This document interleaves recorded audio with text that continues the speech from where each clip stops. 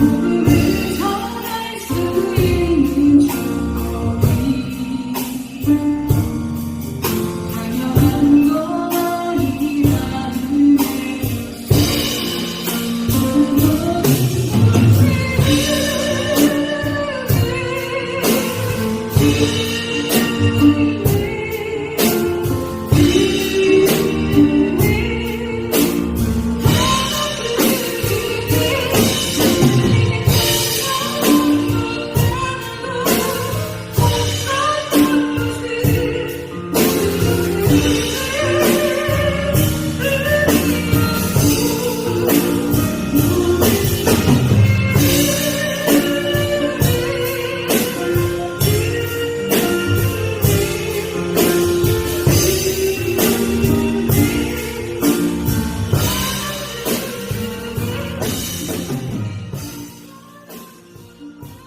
할렐루야. 사랑하는 성도 여러분, 한 주간도 주의 은혜 가운데 잘 지내고 계시지요? 날이 더워지고 있습니다. 또 황사나 또 미세먼지로 인하여서 공기도 좋지 않을 때가 많습니다. 하나님께서 바람을 불어서 또 비를 통하여서 대기를 깨끗하게도 하시지만 또 여러분들 각자 우리가 건강에 유의하도록 또 노력하고 애써야 하겠습니다. 오늘 말씀은 23장 15절 내 아들아로 시작해서 19절에 내 아들아까지 보도록 하겠습니다. 15절의 말씀입니다. 내 아들아, 만일 내 마음이 지혜로우면 나 곧 내 마음이 즐겁겠고. 내 아들아 하고 시작하는 15절 말씀을 보면 아들 잘되기를 소망하는 아버지의 사랑이 보여집니다. 모든 구절구절 속에 녹아있는 아버지의 경험과 연륜, 아버지의 인생을 통하여서 아들의 길을 걱정하는 마음이 따뜻함과 단호함 또는 사랑함과 책망에 많은 재료들을 다 한 보자기에 싸매어서 약탕기 안에 지혜로 짜내고 우려내는 듯한 느낌을 받게 됩니다. 15절 말씀에 아들의 마음이 지혜로우면 아버지의 마음은 즐겁다라고 말씀하고 있습니다. 아들에게 문제가 생기고 또 걱정, 근심이 생기면 그것은 아버지에게도 온 가족에게도 힘겨운 일이 되는 것이 맞습니다. 사랑하는 성도 여러분, 여러분들의 삶 가정 가운데 늘 행복하고 좋은 일이 있기를 간절히 기도하고 축원합니다. 여러분들이 만약에 아들에게 대하여서 너는 이렇게 인생을 살아라 라고 글을 써내려간다고 하면 그 글이 아마 여러분 가정의 잠언 23장이 될 것입니다. 그 아버지의 마음을 가지고 다시 1절에서부터 하나씩 구슬을 끼는 것과 같이 하나씩 껴서 내려간다고 하면 1절에서 4절까지 식사의 이야기를 통해서 교훈하고 있는 것을 보게 됩니다. 너 앞에서 식사하는 자가 누구인지, 또 너의 목적이 혹시 부자 되려고 잘못된 방법을 택하고 있는 것은 아닌지에 대하여 이야기하면서 5절에 중요한 말씀을 하죠. 재물은 독수리와 같이 날아간다. 허무한 것에 주목하지 말아라 말씀합니다.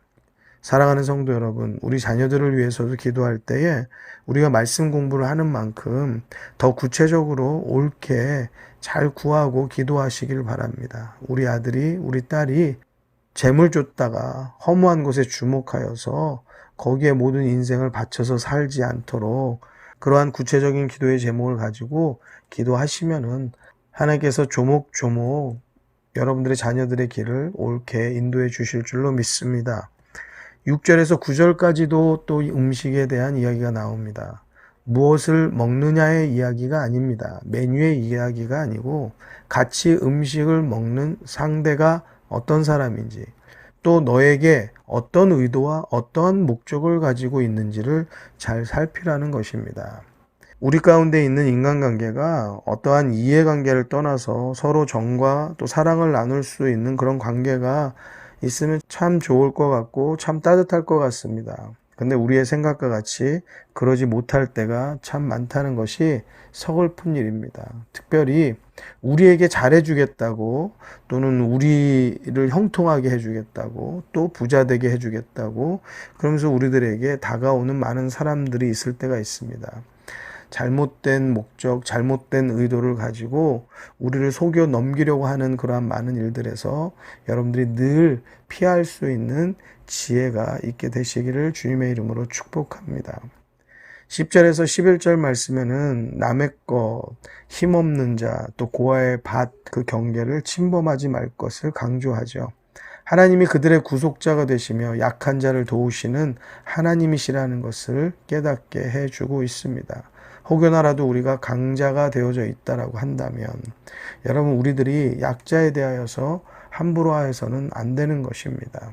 12절에서 14절까지는 아이를 때리면 음부에서 구원한다, 잘못된 길에서 옳은 길로 바꾸게 한다라는 것을 굉장히 강력하게 말하고 있습니다.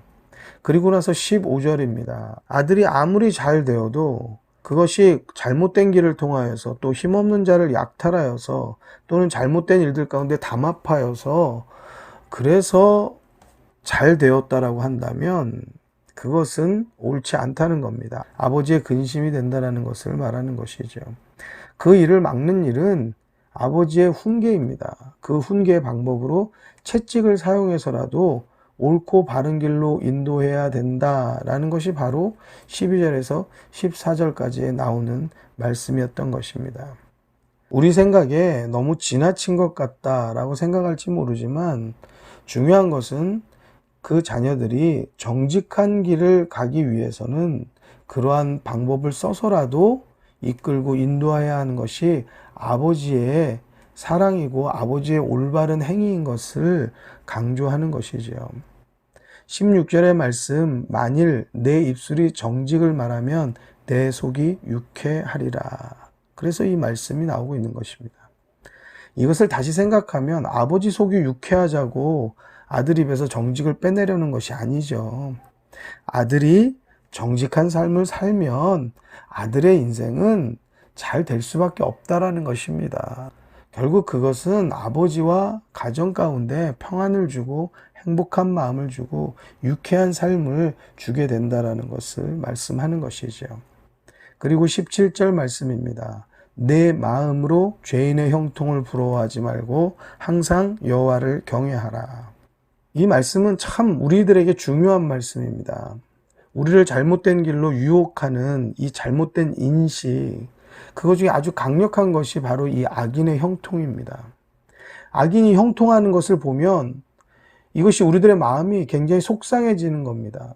그리고 알게 모르게 부러운 마음도 같이 들게 되어서 그 꾀와 그 길을 따라가고 싶은 유혹이 얼마나 많이 오는지 모르죠. 더군다나 바른 길을 살기를 원했던 사람도 악인이 형통한 모습을 보면 그 삶의 모든 정직했던 것들이 다 무너지는 순간이 되는 거죠. 또한 바른 길을 살려고 애썼던 모든 그 선한 싸움이 마치 값 없이 보이는 듯이 이런 무기력감을 느끼게 되는 것입니다. 그것에 대하여서 아버지는 아들에게 다시 강조하며 일깨워 주고 있는 것입니다. 형통이 우선된 삶을 살면 유혹에 넘어갈 수 있는 일이 많습니다. 그러나 하나님을 경외하여서 하나님의 기뻐하시는 바른 길을 기준하고 우선시해서 살면 그 삶이 절대 악인의 형통을 따르지 않게 된다는 것입니다. 형통이 목적이 되고 형통이 강조점이 되고 형통이 우리의 소망이 된다라고 하면 어떤 악한 일을 통해서라도 어떤 잘못된 방법을 통해서라도 그 길을 가려고 합니다. 여러분, 우리들의 기준과 우리들의 목적지는 형통이 아닙니다. 하나님의 기뻐하시는 길, 하나님께서 인정하시는 길, 하나님을 경외하는 길이 되어줘야 하는 것을 믿으시기 바랍니다. 거기에는 이유가 있습니다. 오늘 18절 말씀이 그것을 잘 말하고 있는데요. 정령이 내 장래가 있겠고 내 소망이 끊어지지 아니하리라. 악인의 길에는 장래가 없다는 것을 분명하게 말합니다. 소망이 끊어진다는 것입니다. 그러나 바른 길 가는 자는 장래가 있고 소망도 끊어지지 않는다는 것을 18절이 말하고 있는 것입니다. 이 모든 일을 굳건하게 견디게 해주는 것이 우리 마음의 지혜의 돌덩어리입니다.